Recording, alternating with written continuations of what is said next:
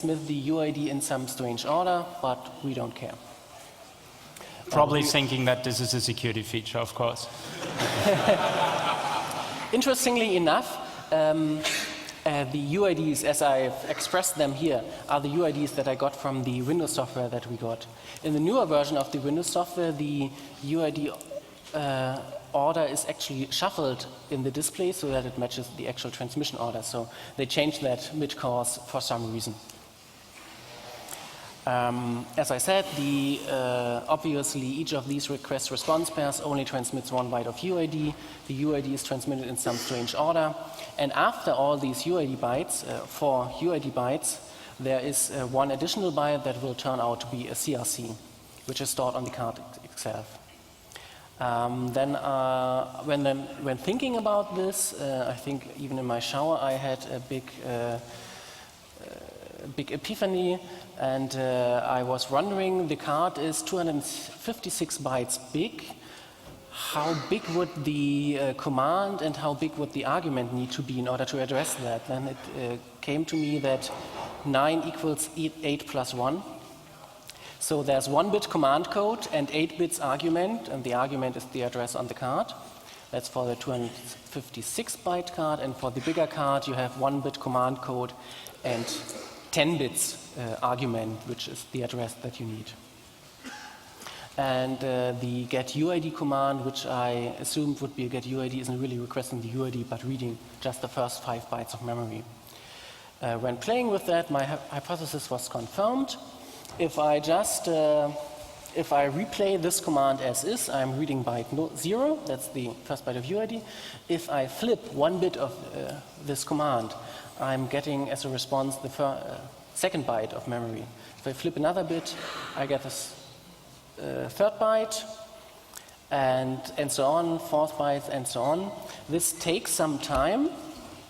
It's not as efficient as the real reader, but I can dump the complete card with this. So I now have got myself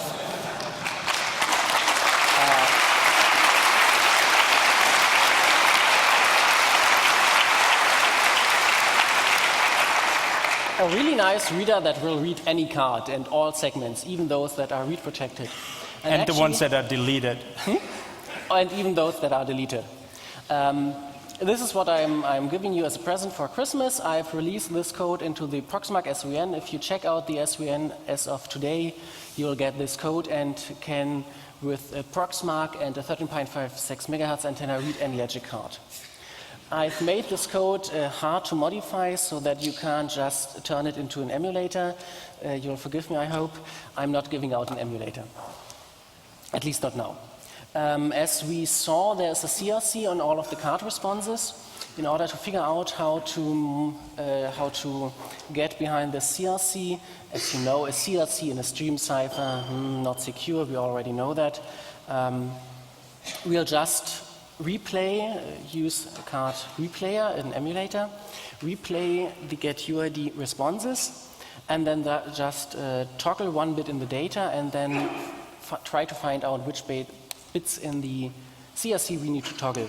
So we replay modified data, try the CRC. Obviously, the original CRC won't work, and neither will any of the other ones. If you look at here, I'm just trying basically all the 16 possibilities for the CRC, and suddenly one of these works.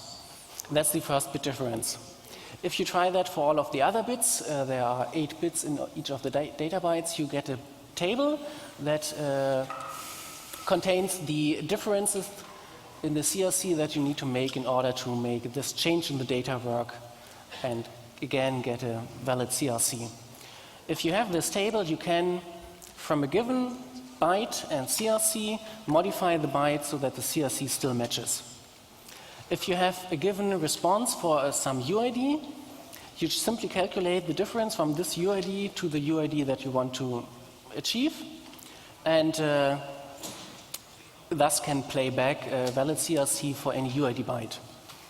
There is a second CRC that's protecting the UID, that's calculated over all 4 UID bytes, which you can attack in a similar manner. And once you've done that, you got yourself a pretender that can not only play back UID, but actually can play back any UID.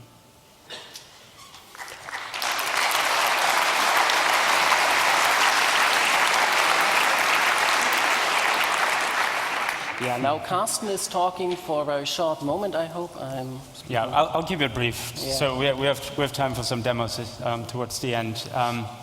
So note that we did all of this without even looking for the crypto we suspected on the card. So you can break this card pretty badly without having reverse engineered any of the silicon. To complete this hack, though, especially to be able to completely emulate a card, it would be good to know the crypto function. So as with previous cards, we went into the lab. In fact, Starbucks did that. Thank you very much again. The software provided by Nitram, also thank you very much. We did go back to the lab, threw it in acid, polished away layer by layer, and looked at it under the microscope to reconstruct the circuit. Very small circuit. It has been online for a while, so if you want to play around with it, feel free. The D-Gate Softwares project has a copy. And we did find something crypto-looking. Much too small, though, to be actually secure. So without going into any details whether or not this is cryptographically strong, turns out it's not. Given something that has a state of only 15 bits, it's clear that this can easily be broken, since there's only 32,000 possibilities of what this could possibly ever be doing. So this is the crypto-looking function that is completely proprietary to Legic, not a CSC function or anything, that's supposed to protect this whole conversation. It does turn out, though, that even without any laboratory and any microscope, we could have found this. And here's a little bit of background so you can appreciate how this would be done. Being a stream cipher or keystream generator, the way the reader commands are masked is like a zipper. So you take the data and the keystream and you zip them together. And on the other end, you again unzip it and you come out with the data.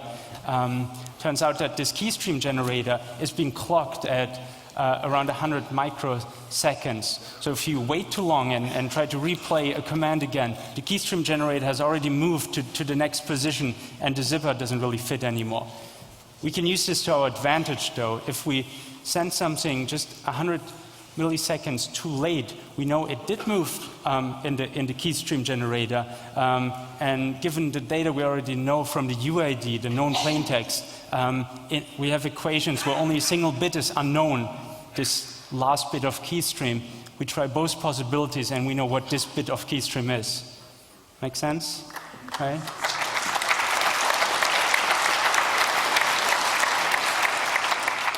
So with an oracle that generates the next and the next and the next bit of keystream, of course, we reconstructed the keystream generator here without even knowing the function at all.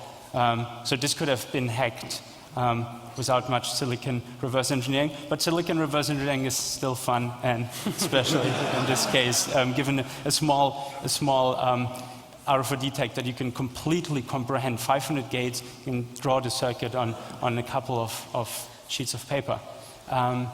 So with that, back to Henryk, and hopefully off to the demos soon.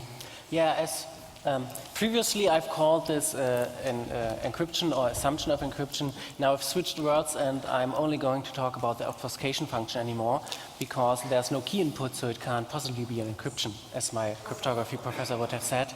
It's much clearer in Germany, where there is a Schlüssel and Verschlüsselung, and without any Schlüssel there can't be any Verschlüsselung.